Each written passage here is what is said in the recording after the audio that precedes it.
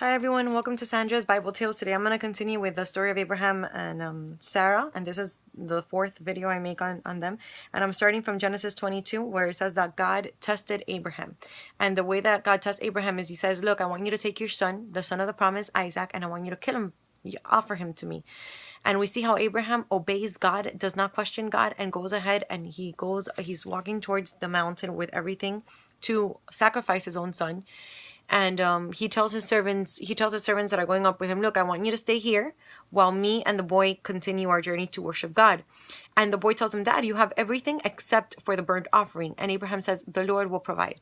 Now remember, this is the son that God had told Abraham that he was gonna, nations were gonna come out of him. So Abraham through faith knew God is not a liar. God, if he says that nations are gonna come out of my son, I don't know if he's gonna resurrect the boy. I don't know what he's gonna do, but God is able. So he obeys God. And when he's gonna get the knife to kill his son, the angel of the Lord appears to him and says, do not touch the boy, for now I know that you fear God. And then because of this, God said, and then it says that Abraham glanced and then he saw that God had provided the burnt offering just as Abraham had told his son. So now God says, don't kill the boy, and look, and then God had provided the animal which Abraham was to kill for the Lord as a sacrifice. And then in Genesis 22:16, and God said to Abraham, now because of this, because I have seen that you were not even you were not even going to withhold your firstborn from me, your only son, from me, now in blessing I will bless you, and in multiplying I will multiply your descendants like the stars of the heavens and like the sand of the seashore. And your seed will possess the gate of his enemies. And in your seed, which is Jesus Christ, shall all the nations of the earth be blessed, and by him bless themselves, because you have heard and obeyed my voice. So this is very beautiful because it's very symbolic of God saying, okay, if a man is able to do this, then why won't I give my only son, Jesus Christ? So God gives his son, Jesus Christ. The only difference is that at the end, Abraham didn't have to kill his son. But God, Jesus Christ, does go through the whole thing, and he does die for us. And then in Genesis 23, we see how Sarah dies, and Abraham purchases her grave and his grave. So when he would die, he would be alongside of his wife. And he has to pay 400 shekels of silver for this. He goes ahead. It's like money's not a problem. God has blessed him so much. In Genesis 24 now, Abraham was old and now well advanced. And he tells Eliezer. Remember Eliezer, the one that he thought was going to be his servant? He tells Eliezer, I want you to make me a promise, an oath. I want you, you cannot get a wife for my son in this place. I want you to get a wife for my son in the land where we come from my family. It has to be from my kinsmen in my country. And Eliezer says, well, can I take your son over there? Because what about if the woman is not willing to come back with me? And Abraham says, no. My son cannot go over there. If the woman does not want to come back with you, then you already did your part and the oath is broken. But please, I want you to go and try. So Eliezer prays to God because he wants God's will.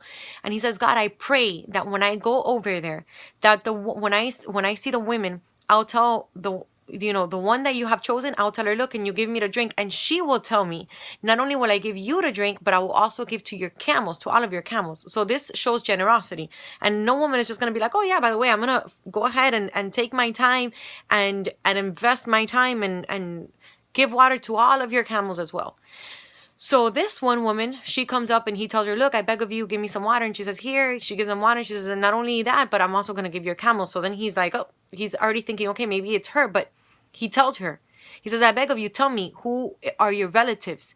And then when she starts telling him who her relatives are, then it says that Eliezer worships God. And he says, God, before he had even finished thinking in his heart and saying, God, I pray this and this and this, it says that the girl already came to him. So now Eliezer worships God, and he says, he worships God, and he's like, God, thank you because you have made my trip prosperous, and you led me straight to my master's family, to my master's kinsmen. And he tells her, look, do I have space? Can I stay at your place? And she says, come on, let's go. My family's there. And he tells her family everything that had happened. Look, my master sent me. He says that he wanted me to bring a woman for his son. God has blessed my master. He has blessed my master abundantly. My master has everything. We don't lack anything. We have riches. We have this. And he brought gifts for the family, for Rebecca.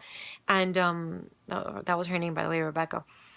And so the family rejoices. The family says, this is of God. But then the family, the next morning when Eliezer wanted to leave, they wanted to delay Rebecca. They didn't want Rebecca to leave just yet. And Eliezer was like, look, please don't delay me. I need to take her to my master now.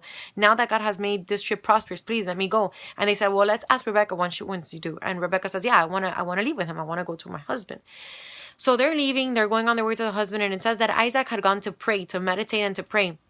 And while he's in this meditation and prayer, he sees that the camels are coming, and there's Rebecca coming, and Rebecca asks Eliezer, who is this man? And he says, that's going to be your husband. That's Isaac. So she covers herself, and Eliezer tells Isaac everything that had happened, how God had made his trip prosperous.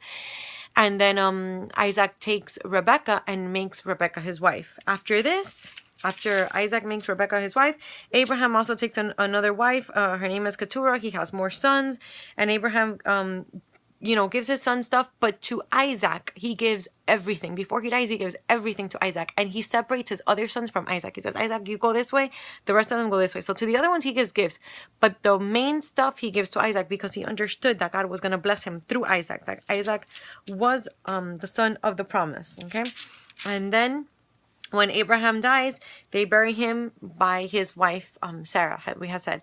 So this is a story of Abraham and Sarah. Remember, in the Bible, it talks about the God of Abraham, Isaac, and Jacob. So Abraham is the first, and we just saw the story of Abraham.